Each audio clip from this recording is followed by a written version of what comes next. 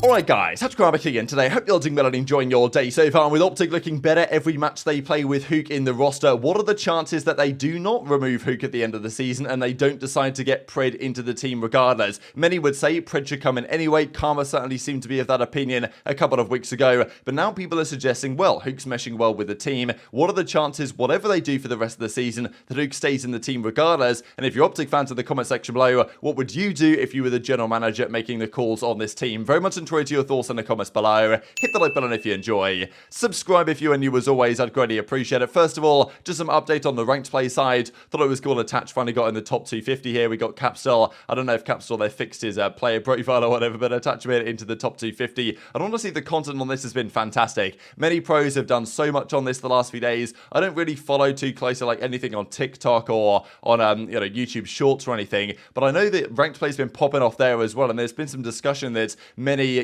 players are getting into playing ranked right now. Like that's what, instead of playing Warzone, because Warzone's kind of fallen off a bit, what many people are doing is playing ranked play, which makes a lot of sense. And honestly, ranked play should just be out when the game launches, but it is what it is. It's revived the game a little bit at the moment, and it means that content creators and the like are doing a great job playing ranked, and also they can put out content like this on other shorter form platforms. Like Octane, for example, has just started up this TikTok, and he's got 10k followers, and you see a lot of his recent videos here. Ranked play top tip, 228k. Obviously, it's TikTok, so like some of the views go pretty crazy, but it's great to see, right? Because on TikTok, really, Call of Duty TikTok for the last few years, in my understanding, has basically just been Warzone, right? If you do nothing, if you do something that isn't Warzone, it's kind of tough to make it really hit an audience. Whereas now, ranked is making waves, and it's kind of cool that players that maybe are more casual players that might have just played Warzone, playing ranked instead, and now they're like, well, we're using the competitive guns, we're playing the competitive maps, why not tune into, especially when you can see the pros on the leaderboards, why not tune into the CDL matches on the weekend? So it is great to see all around. Long may it continue. Of course, they're going to have to keep it up to date. There are some things to fix. The cheaters are a problem, but I imagine the cheaters are mostly a problem in like the real top echelons where the pros are, which of course is frustrating for them, but for the average player, it's probably not too bad.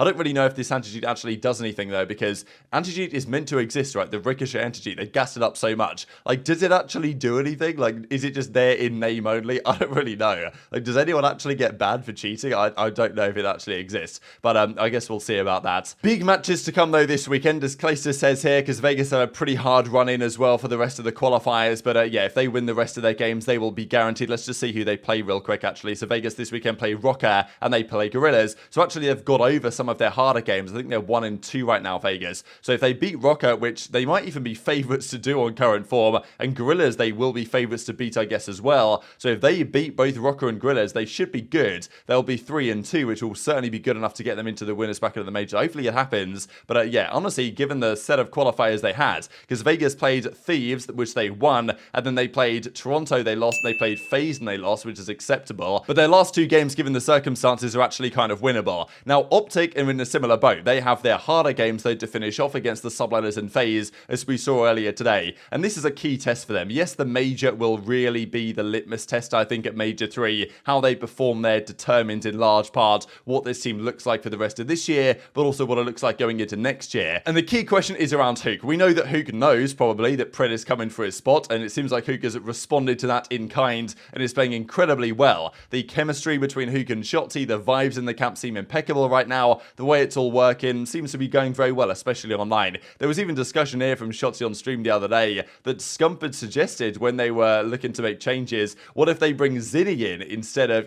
when they were going to make this roster change? What about Zinni into the team instead of Dashy, or, instead of iLLeY, or whatever the drama was at the time? He was considering that. I know that there was also discussion before that Scump was like, oh, can we get Formal back in? Like, is that a possibility? So yeah, Scump's roster change mind is always a little bit questionable, I feel, but in the end they did make the Huke change and it's worked out so far. The clip I want to share though is from the flank and also just a funny one of Shotzzy, but they were discussing what is it going to take to keep Huke in this team. Karma said the other day they could even win champs and still drop Huke, which seems outrageous. I don't imagine that would happen, but it also comes down to what's happening internally in the team. What does Dashy feel about the Huke situation? What does Shotzzy feel about it? Because we even saw Hex kind of mentioned it on the process that, in terms of building a long-term vision here, Dashy and Shotzzy are the kind of, the long-term players. They are the players who build around. They are the mainstays. They are the franchise players in a sense. Huke, in his mind, isn't necessarily a franchise player. Huke's a replaceable asset, and understandably so. But what's it going to take for them to keep Huke? I think they're going to have to win something, but how much are they going to have to win? Listen, bro.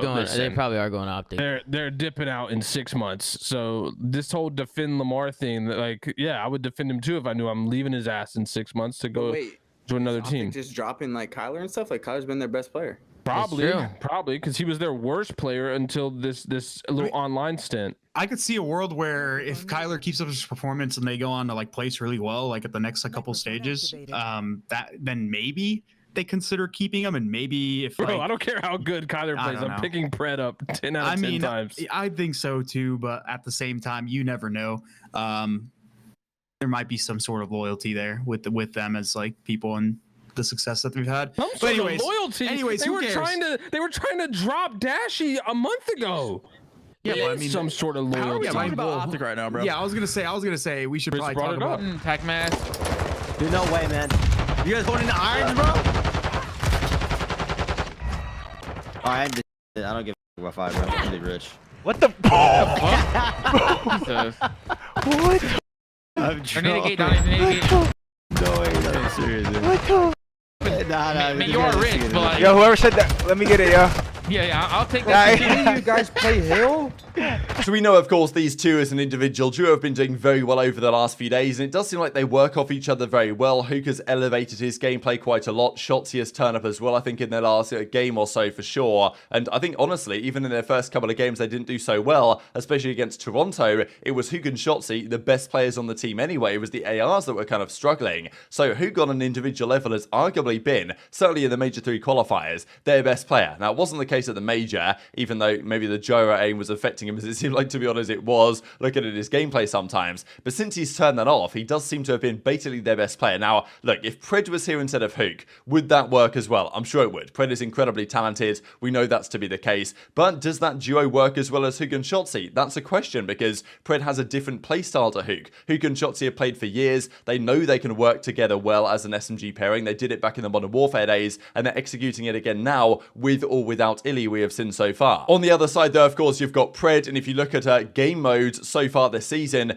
Pred is a top 3 player in every game mode. I mean, the stats are outrageous, and in terms of ceiling, okay, Huke's ceiling back in Advanced Warfare was ridiculous. I'm not sure Huke is quite the same player at the moment, but just look at the numbers that Pred has this year. Yes, he's on a struggling Surge team, but number 3 overall KD at 1.18. Number 2 in Slayer rating. Slayer rating is if you take a series and you assume that it goes all the way to a Game 5 round 11, like how many kills should be achieved over the course of that, right? So let's say you win a 3-0 and you get like 50 or so kills, like extrapolate that to if it was to go to a Game 5, how many kills do you get? And you do that for every single series, and you get a Slayer rating number for expected kills in a 5-map series, and that's the second in the entire league at 87.5. Second highest hardpoint kills per 10 minutes, third highest S&D kills per round, third highest S&D first blood rate, second highest control kills per 10, control KD, like, I mean, outrageous consistency across all the game modes. You could argue that's getting enabled by accuracy to a certain extent, but I mean, yeah, Pred, obviously, we know this guy is built different,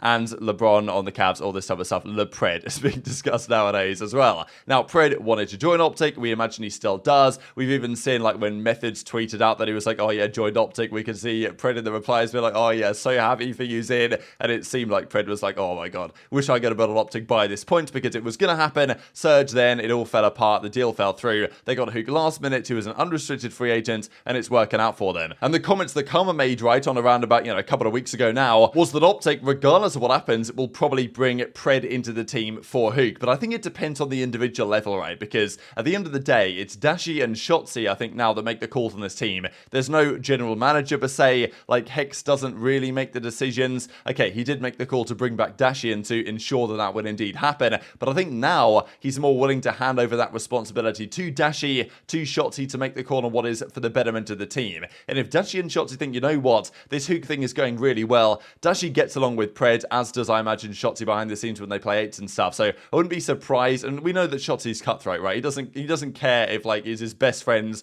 for the last couple of decades, right? Shotzzy will cut that guy off at a moment's notice if he feels like the team will improve without him. That's the warlord on action, baby. So he might well do it again. But I think it comes down to performances, and it comes down to chemistry, right? If they win champs and their chemistry is good, like, surely if you win champs, you can't make a change, a drop in for Pred drop. Maybe you can, but it would be outrageous, to be be honest. Especially with Pred, he's going to get other offers from other top teams, you would think, if OpTic aren't interested at that particular time. But then again, if you are OpTic, can you pass up that opportunity? Can you pass up the chance to just go, you know what, Pred and Shotzzy, just work it out, and it's going to be unbelievable, as it probably would be. And maybe in that case, Ghosty is the correct fourth, maybe he's not the correct fourth, and other changes could be made over time, but maybe that's worth a go. But I think, to me, the key kind of, we're going to find over the next maybe 2 or 3 weeks here, really, whether Huke's going to be here for the long term. If they deliver against subliners and FaZe this week, if they go 1-1, if they go 2-0, that's incredibly impressive. I'm sure part of Pred's back of his mind must be thinking, yeah, Pred for OpTic's downfall a little bit. But if OpTic have a good week and they have a good major, then they, well, obviously Huke is making it a great case given the way he's played so far at this stage. These are the overall season standings as well, with OpTic looking pretty, of course, to make the World Championship, and Surge not looking quite so much. They're a little bit on the cusp, but they should be okay given the current point standings here on the right-hand side. But OpTic do play Surge in Major 5,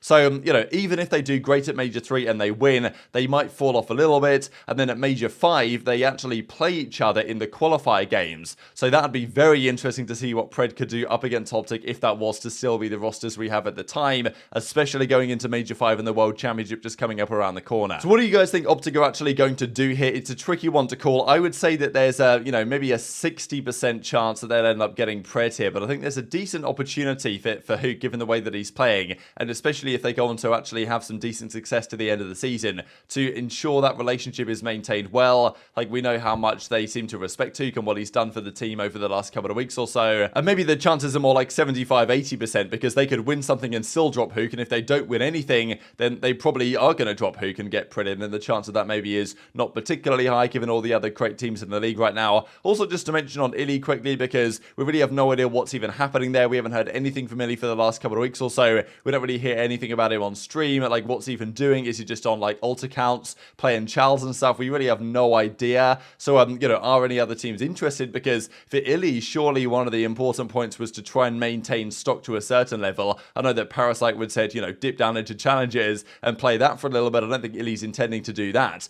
but you know, there are some options out there. We know that Surge, if they were to struggle, might at some point consider a change for accuracy. They say that they won't, but if things go terribly, then they might be forced to, and iLLeY could be a candidate there. But if he's not really too public facing, or you know, doing much, or maybe indicating that he actually wants to return to a different team and return back into the league, then is that really going to happen? Seems less clear. So very much intrigued to your thoughts on all this stuff in the comment section below. Hit the like button if you enjoyed, subscribe if you are new, take care, and I'll see you next time. This guy said 50 gifted for 2 video. For all of us. On God? You trolling? Be honest. For all of us, yeah. Say it like that ass. That ass. Alright. Yo, go hard then. Wait, what happened? What happened? 50 gifted. 50 gifted each. If what? 50 gifted If we do video. 250 Oh, I already shit. dead?